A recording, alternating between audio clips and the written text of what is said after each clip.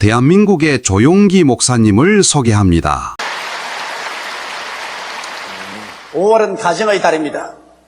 이러므로 저는 오늘 여러분과 함께 당신의 가정은 건강합니까? 이 제목으로 은혜를 나누고자 합니다. 생존 경쟁에 시달리고 지치고 혹은 상처 입은 인간은 따뜻한 사랑과 이해와 동정과 치료가 있는 훈훈한 가정의 품을 모르다 그리워하게 되는 것입니다. 가정은 우리를 치료하고 휴식을 주며 내일에 대한 희망과 용기를 주는 가장 아름답고 그리고 가장 친밀한 삶의 보금자리요 운명 공동체인 것입니다. 그러나 현실은 그렇지만은 않습니다. 많은 갈기갈기 찢기고 상처 투성이가 된 가정이 날이 갈수록 많아지고 있습니다. 최근에 제가 신문을 보니까 한 남편이 부인하고 격렬히 싸우고 난 다음에 분을 이기지 못해서 타이탄 트럭에 부인과 애들을 강제로 태워서 전속력으로 그 트럭을 몰아 호수에 뛰어들어가서 일가족이 몰사했다는 기사를 읽어보았습니다. 난 그걸 읽고 마음에 굉장한 충격을 느꼈습니다. 부부간에 싸워서 죽고 싶으면 자기들이나 죽지 왜 자식들까지 같이 데리고 죽습니까? 자식들은 자기들의 개인 소유물은 아닌 것입니다. 이하간 수많은 가정들이 푸른 하늘 같은 꿈을 안고 축복 속에 이루은 결과인데 현실은 피투성이같이 가시둥지에 앉아있는 그와 같은 형편이 되고 말한 것이 많습니다. 왜 이럴까요? 우리 가정을 참으로 행복과 기쁨이 넘치는 가정으로 만들 수가 없을까요? 이것이 우리 모든 사람들의 소원일 것입니다. 오늘 거기에 대한 하나님의 교훈을 여러분과 함께 알아보고자 하는 것입니다. 우리가 정말 기쁨이 있고 행복이 있는 가정을 창출하기 위해서는 첫째로 남편과 아내의 마음속에 거대한 변화를 받아들여야만 하는 것입니다. 예수님께서 이 세상에 오셔서 제일 처음 기적을 행하신 것이 하나의 혼인잔치였습니다. 주님께서 혼인잔치에 참석한 것은 바로 혼인이 얼마나 중요하다는 것을 인정하기 위해서 그렇게 하신 것입니다.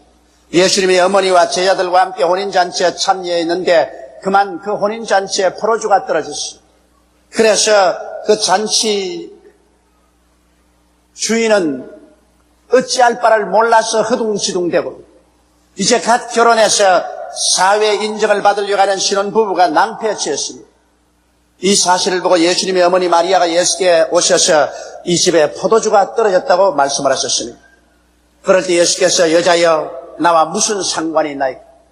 내 때가 아직 이르지 아니하였나이다. 그렇게 말씀을 하셨지만은 마리아의 기도를 예수님 받아주셨습니다. 그래서 얼마 있지 않다가 예수님께서 하인들에게 결례통 6시든지라 물로 가득히 채우라 하시고 그 물을 떠다 주라고 하며 떠다 주니 포도주가 되어서 아주 훌륭한 잔치를 베풀 수가 있고 그 가정이 아주 좋은 축복 중에 출발할 수가 있는 것입니다. 오늘 이것은 깊은 상징적인 의미가 있습니다. 여러분, 우리가 행복한 가정을 이루기 위해서는 우리 한 사람 한 사람이 마음에 물이 포도주로 변하는 것처럼 변화를 수용하고 조화를 받아들여야지.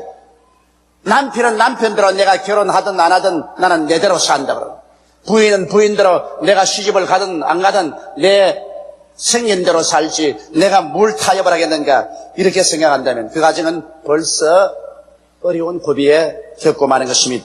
왜냐하면 여러분 한 남자와 한 여자가 합쳐서 한 가정을 이룬다는 것은 그 자체가 벌써 굉장한 모험입니다. 왜냐하면 그 두 사람은 서로가 다른 것이 정상인 것입니다. 부부간의 성장 환경이 다르므로 사람들은 자라날 때 그 인격의 큰 형성을 체험하게 됩니다. 이러므로 환경이 다르니까 인격적인 형성도 다릅니다.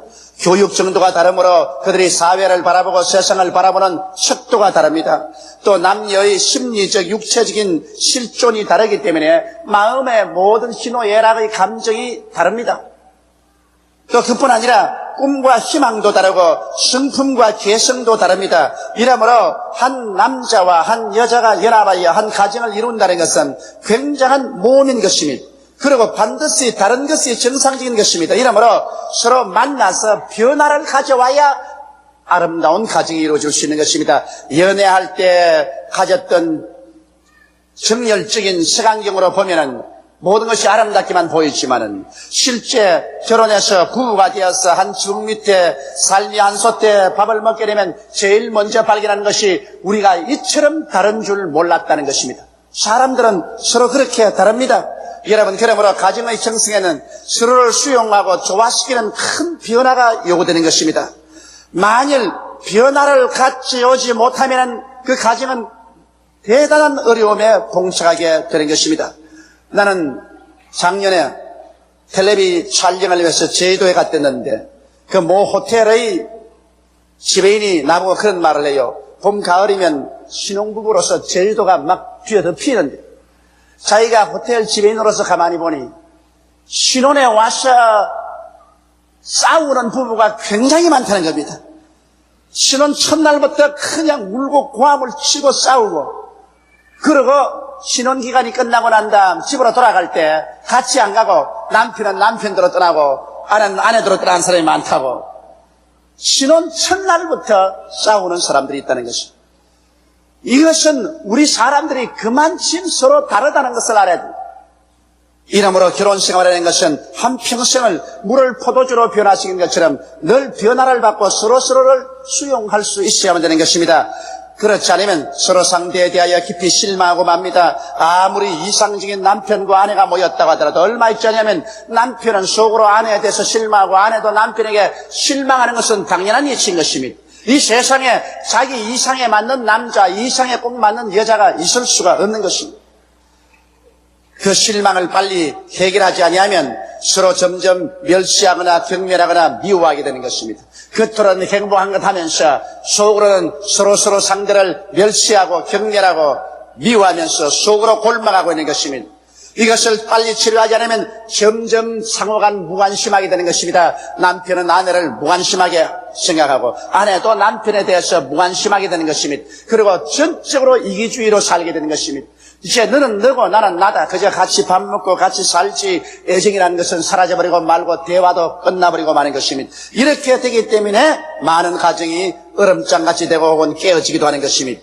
이러므로 여러분, 우리 부부가 행복하게 살려면 주님 앞에 나와서 변화를 받아야만 되는 것입니다. 가나의 혼인잔치에 주님이 찾아오신 것은 오늘날 또 결혼한 가정에 찾아오셔서 변화를 가져오기를 원하신다는 사실을 주께서 보여주신 것입니다. 이러므로 가나의 혼인잔치에 주님께서 결례통 6에 물을 채우라는 것처럼 여러분과 나의 마음속에 하나님의 말씀으로 채워야 됩니다. 부부간에 하나님 앞에 모여서 성경을 펼쳐놓고 같이 성경을 읽으면서 마음속에 하나님 말씀으로 채우고 함께 하나님께 간절히 기도하며 서로 대화를 통해서 이해하려고 애를 쓰고 좋아하려고 애를 쓰면서 이해가 되지 않은 점, 조화가 되지 않은 점은 서로 변화를 바라서 이해되고 조화될 수 있도록 하나님 앞에 변화시켜 주기를 간절히 기도할 때 오늘날 또 물을 포도주로 변화시킨 그 예수님이 여러분과 나의 영혼 속에 들어와서 인격적인 변화를 시켜 주시는 것입니다.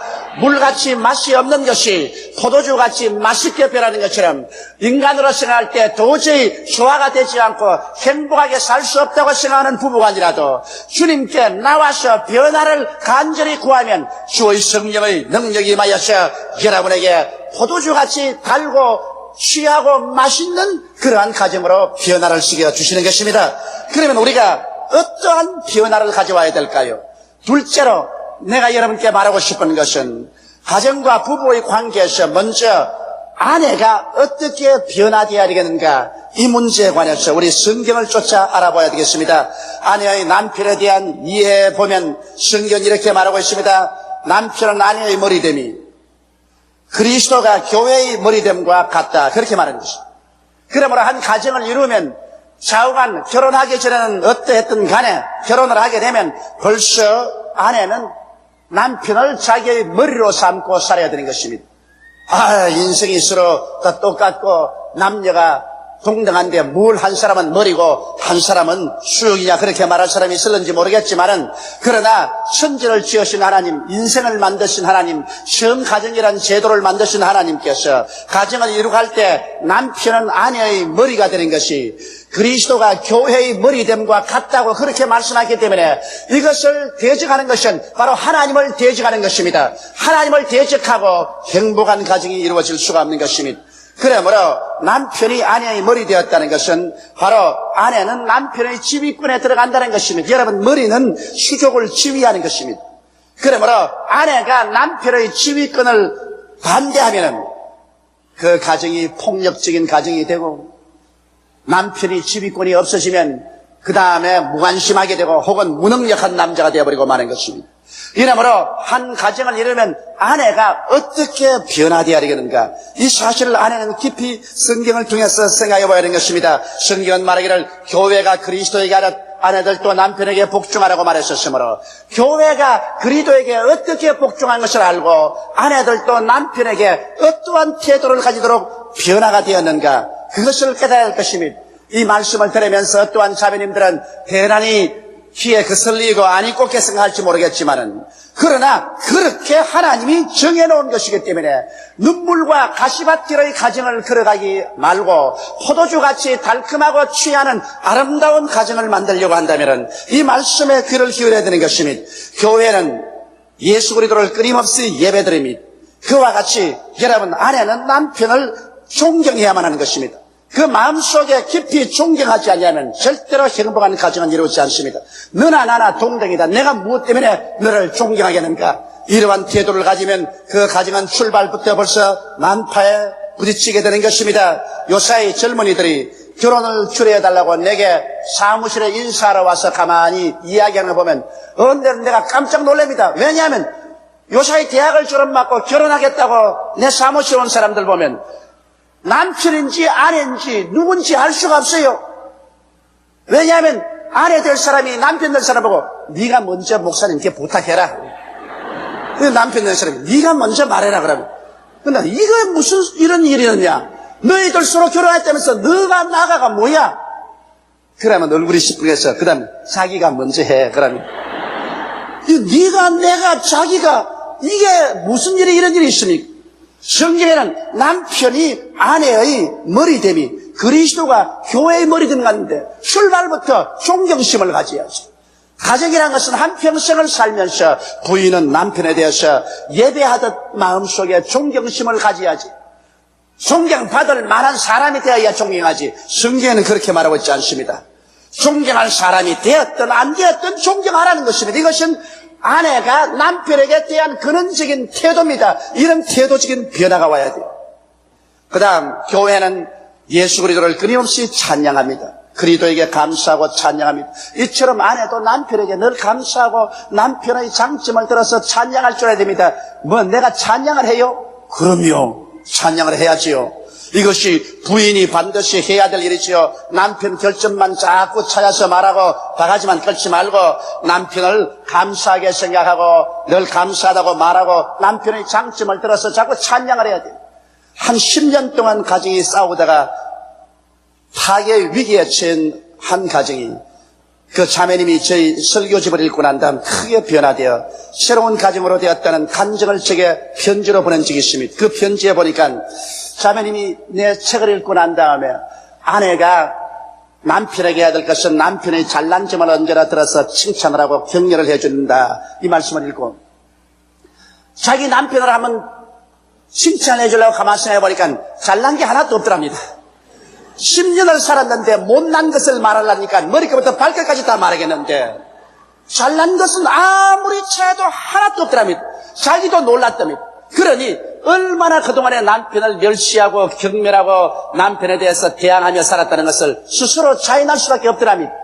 그러나 저희 성경을 해석한 설교집을 읽고 난 다음에 마음에 깊이 뉘우치고 오늘부터 하루에 한 번씩 우리 남편의 잘난 점을 들어서 칭찬을 해야 되겠다. 그렇게 하고 저녁에 이제 남편이 들어와서 옷을 갈아입고 저녁 식사를 하려고 텔레비 앞에 앉으시고 여느 때와 같이 그 두 사람은 무관심으로 살아가고 있어요.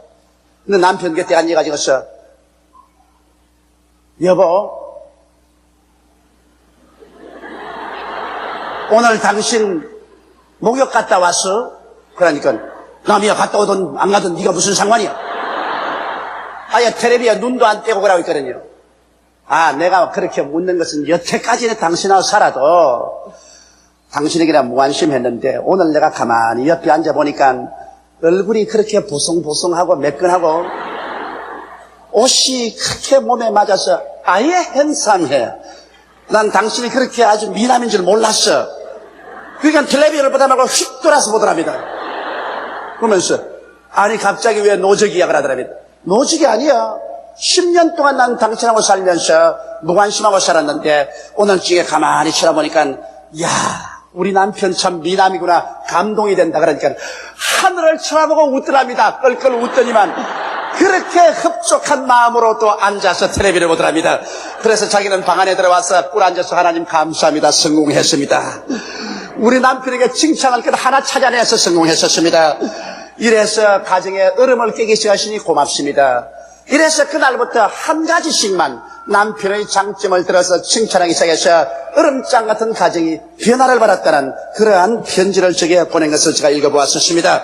이와 같이 여러분 부인은 남편을 감사하고 찬양할 줄 알아야 되는 것입니다. 조그만 일에도 감사하고 감격하고 정말 남편의 잘난 점은 감격을 하십시오. 그냥 말로만 하지 말고 아, 정말 잘났어. 당신 정말 훌륭해. 감격했어. 이렇게 해주면 남편의 가슴이 쩌리대지는 것입니다. 그것은 하나님이 그렇게 하도록 만들어 놓으셨어요. 그리고 부인은 남편을 신뢰해야 됩니다. 교회가 예수를 믿듯이 부인이 남편을 믿어야 됩니다. 자꾸 의심을 하고 자꾸 캐물하면 점점 남편은 교활한 사람이 되고 거짓말쟁이가 되어가는 것입니다. 그리고 교회가 그리스도에게 봉사하듯 아내는 남편을 돌봐줘야 됩니다. 여러분 어떠한 남자도 젊었거나 나이가 많이 먹었거나 모든 남편은 아내에게 어머니의 추억을 찾고 있습니다. 어머니가 어릴 때 진자리 가른자리 말아누이며 손발이 덜할수록 돌봐주는데 이것이 마음속에 깊이 인상박혀 있기 때문에 결혼을 하고 난 다음에도 늘 은근히 내 아내가 어머니처럼 해줬으면 좋겠다 그런 생각을 가지고 있는 것입니다. 이렇기 때문에 머리에 백발이 희끗희끗 났음에도 불구하고 애들이었으면 여보 그러면서 애들처럼 그렇게 말하면 그런 부인은 에이 애들 볼라 뭔 어린애기 같이 내가 당신 아내지 어때 어머니야? 그렇게 하면 안 돼요. 아이 남편은 언제나 어머니의 형상을 찾습니다. 그러면 부인 보고 여보 그러면 아이고 우리 큰애기 그 웃음 알아주시라고. 그리고 덩어리 좀 쓰다듬어주고 머리도 좀 이렇게 쓰다듬어주고 아이고 우리 큰애기라고. 그러한 요구가 모든 남자의 가슴 속에는 있습니다. 있는데 부인들이 그것을 안 받아준다고. 나도 가끔 가다가 우리 집사람에게 꼭 우리 어머니가 나를 대해주듯 그렇게 대해주기를 원해서 여보 그러면서 이러면 아이 목사님 왜 이래 근데 뭐. 아예 머리까부터 발까지 정신이 바짝 들어버리고 마는 겁니다. 남자의 의리광을 받아줄 줄 아는 부인이다라는 것입니다. 그래서 남편을 섬겨주라. 의리광을 하는 것을 그대로 받아주고 섬겨주고 그를 봉사해주라는 것입니다. 굉장히 남편은 이것으로 기뻐합니다. 뭐 자기 손이 없나 양말 자기가 못 신어. 물론 자기가 신지요. 그러나 양말은 내가 신길 테니까 당신 절대 신으면 안 돼. 양말은 내가 신겨주는 거야. 이건 내가 하는 거야. 그러면 남편이 이제 반서 양말 신겨. 그러면서 그래서 양말도 신겨주고 옷도 입혀주고 그리고 손톱 발톱은 내가 깎는 거야. 다른 데가 깎으면 안 돼요. 이발소에가 깎지 말고 내게 꼭 깎아요. 그러고 닦아주고 있다가 손톱 발톱 깎아주고 하면 그 별 수 없는 것인데 굉장한 마음의 인상이 남고 감격이 되는 것입니다. 야 우리 마누라 제일이다. 정말 이런 좋은 마누라를 내가 괴롭히면 죄되지. 그런 생각이 생긴다고요. 이러므로 진실로 남편을 봉사하고 돌봐주는 부인이 되라는 것입니다. 그리고 남편을 모든 면에 사랑하고 무슨 말을 하거든 복종을 하십시오. 여기 순종이란 말은 하고 싶으면 하고 안 하고 싶으면 안 할 수 있지만은 복종이란 말은 무조건 하고 따라가라는 것입니다. 남편이 말을 하거들랑 내 마음에 좀 거슬려도 뭐 당신이 옳습니다. 따라가 보지요. 먼저 남편에게 내 지혜를 나누어 주고 총명을 나누어 주고 인원 많이 하고 일단 남편이 결정하거들랑 두말하지 말고 따라가라는 것입니다. 자꾸 사사건건이 남편 하는 말을 탁탁 받고 내 의견을 말하면 그만 남편이 집에서 떠나가고 마는 것입니다. 이러므로 남편에게 복종하는 것입니다. 이야, 조 목사님이 오늘 우리가 노예가 되려고 가르치는가 보다, 그렇게 생각할 부인들이 있을는지 모르겠지만은 이것은 조 목사의 말이 아니고 하나님의 말씀인 것입니다. 하나님께서 그렇게 가르치는 것입니다. 하나님이 가정을 지어 놓으시기 때문에 부인이 이와 같은 변화를 갖고 오지 아니하면 절대로 가정의 조화와 수용이 안 된다는 것입니다. 오늘 많은 사람들이 우리 아버지는 나를 그렇게 안 대했는데, 우리 어머니는 나를 그렇게 안 대는데 내가 시집 왔어, 무엇 때문에 여기 와서 종살이 한단 말이냐, 이렇게 생각한다면 거대한 잘못입니다. 예수께서 물을 변하여 포도주로 만든 것처럼 처녀 시절의 인격은 물이었는데 시집 오고 난 다음엔 포도주와 같이 변화가 되어야 되는 것입니다. 예수께 기도해서 이와 같은 변화를 가져와서 성경 말씀대로 교회가 그리스도에게 하듯 아내가 남편을 이렇게 섬기면 남편은 그 아내를 귀하게 안 여겨줄 수가 없는 것입니다. 그 다음 셋째로 또 가정과 부부의 관계에서 남편의 위치도 우리가 알아야 되는 것입니다. 성경에는 말하기를 아내의 머리로 남편은 아내를 책임져야 한다고 말하고 있는 것입니다. 머리는 몸을 책임집니다. 머리는 몸을 지도하고 보호하고 양육하고 몸을 편안하게 해야 될 책임이 있는 것입니다. 그러므로 어느 가정의 남편도 일단 결혼했으면 그 남편은 그 부인과 가정을 지도해야 되고 보호해야 되고 양육해야 되고 편안하게 만들어야 하는 것입니다. 이것도 못하는 머리 같으면 그 머리는 병드는 머리이기 때문에 잘못하면 잘릴는지도 모르는 것입니다. 이러므로 남편의 아내에 대한 태도는 그리스도가 교회를 사랑하듯 사랑하라는 것입니다. 그럼 그리스도가 교회를 어떻게 사랑했나요? 예수 그리스도는 교회의 모든 죄를 용서해 주었습니다. 교회를 불쌍히 여기셔서 교회의 죄를 자기가 짊어지고 교회를 용서해 줘. 오늘날 남편은 아내를 용서해 주는 마음을 가져야 되는 것입니다. 자기의 고향집을 떠나서 친정을 떠나서 남편 하나 믿고 시집 왔으니 모든 것이 어색하고 낫습니다. 그런 가정에 들어왔거들랑 남편은 부인의 모든 결점을 다 덮어주고 용서해주고 불쌍히 여기게 되는 것입니다. 결점을 자꾸 파헤치고 단점을 파헤치고 못난 점을 지적하는 남편은 못난이요, 그런 남편으로서의 자격이 없습니다. 왜냐하면 여러분 머리가 어떻게 합니까? 손가락이 다치면 왜 다쳤노? 왜 피를 흘렸노? 이놈 먹고 잘라버리니까 그럽니까? 손가락이 다치면 당장 혈로서 핥고 침을 바르고 붕대로 감고 만지고 합니다. 그게 머리가 하는 임무인 것입니다. 남편은 어떠한 가정에서든지 자기 부인의 결점과 아픈 점을 괴롭히지 말고 죄를 용서해주고 용납해주는 그런 자비의 마음을 가지고 되어야 하는 것입니다. 그리고 남편은 아내와 언제나 화해의 선봉에 서야만 되는 것입니다. 여러분, 한 여인이 결혼할 때 남편만 보고 결혼하는 거 아닙니다. 우리 한국적인 상황에서는 결혼이라는 것은 시아버지, 시어머니, 그리고 남편의 가족들과 함께 결혼하는 것입니다. 이러므로 남의 식구가 들어오면 반드시 환영을 받는 것은 아닙니다. 이러므로 어찌하든지 남편이 앞을 서고 뒤를 서서 그 부인과 가족과 화목을 시켜줘야 하는 것입니다. 이것은 남편의 중대한 책임입니다. 그렇지 않으면 부인이 혼자 노출되어서 사면 초가성에 사이게 되는 것입니다. 이러므로 남편이 그저 아버지, 어머니 앞에서도 아내가 사랑받도록 늘 행동을 하고 형제들과 동지간 간에도 아내가 사랑받도록 화목의 제물이 되는 이러한 일을 해줘야 남편의 역할을 하는 것입니다. 그리고 또 사람이 살자면 서로 마음이 부딪히고 깨어지고 또 서로 상처 입지 않습니까? 그러면 남편이 언제나 먼저 화목을 청해야 돼요. 나는 이거 자신 있게 말하는 것은 제가 23년 동안 결혼 생활하면서 우리 집 사람하고 싸움도 많이 했지만은 언제나 내가 하루 해가 지나기 전에 화목을 했다고. 근데 우리 집 사람은 좀처럼 화목을 잘 받아들이는 성격이 아닙니다.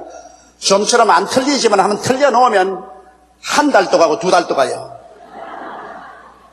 그러므로 언제나 화목은 제가 먼저 했습니다. 그건 성경에 그렇게 하라고 했으니까. 그러면 잘못했으면 내가 잘했든 잘못했든 무조건 잘못했다 그래요. 왜냐하면 부인하고 싸워서 이긴들 무슨 이익이 있으며 진들 무슨 이익이 있습니까? 이기나 지나 찬밥 먹기는 일반이니까. 그러므로 빨리 화해하는 것이 좋다고. 빨리 화해. 저는 되게 이렇게 화해를 해요. 우리 집사람이 와서 여보 그러지 마. 내가 잘못했어. 살면서 그럴 수도 있지 않느냐. 이해를 해줘야지. 그럼 왜 이래? 왜 이래? 그러면 야 오늘 말이야 우리 같이 외식하자. 오늘 내가 맛있는 데가 들어가서 멋있게 대접할 테니까 당신 혼자 먹어. 나는 안 가. 그러면 내가 가서 옷장에 가서 좋은 옷 내가 딱 봐서 딱 가져와서 자 이거 입어. 이거 아주 멋있어. 이거 입어. 안 입어. 그러면 좀 간지러줘요. 간지러줘. 그래가지고서 옷을 입혀가 손잡고 가자. 오늘 당신을 위해서 오늘 하면 아주 멋있는 우리 식당에 가서 먹자.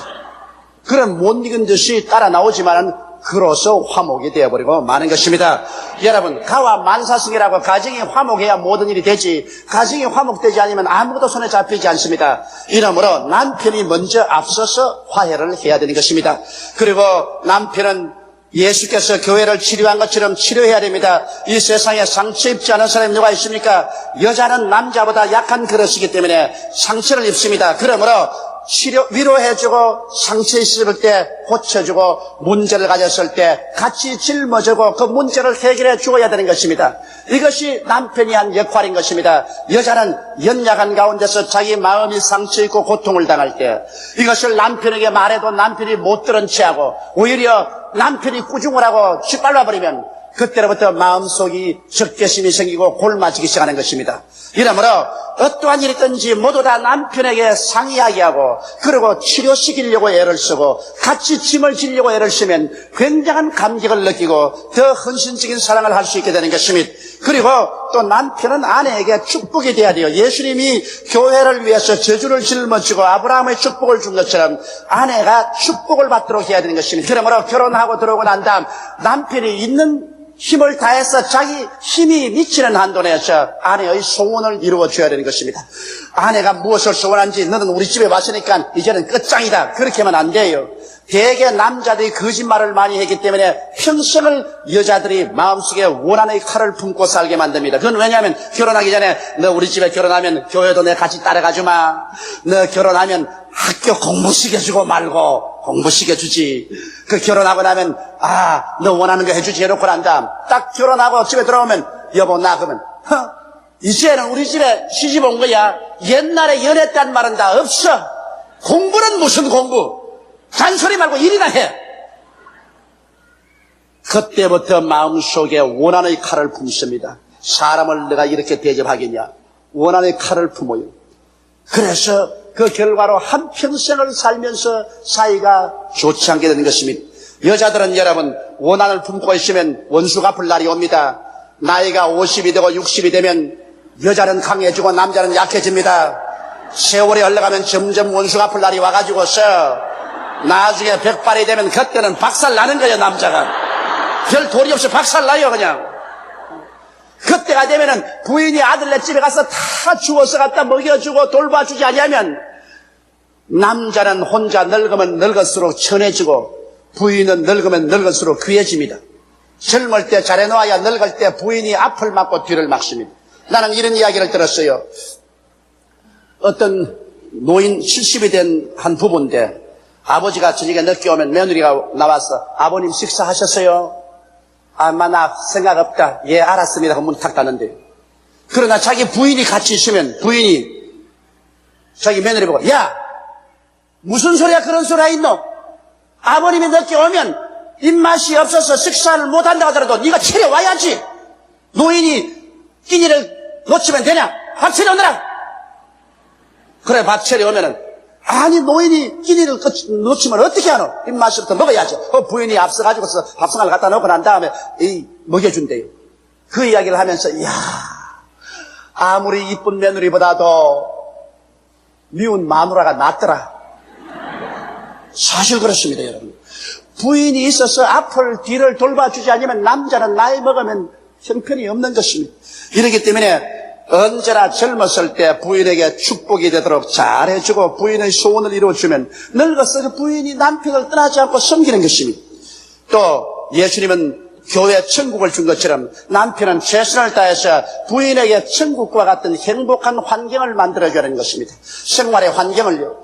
부인이 부엌에서 일하면 거친 손으로 어려우면 고무장갑이라도 사다 주고 냉장고라도 갖다 주고 소재기라도 사다 주고 돈이 없으면 할 수 있지만 있는 한도 내에서 부인에게 행복하게 살 수 있도록 나는 이 집에 시집 와서 천국같이 살았다.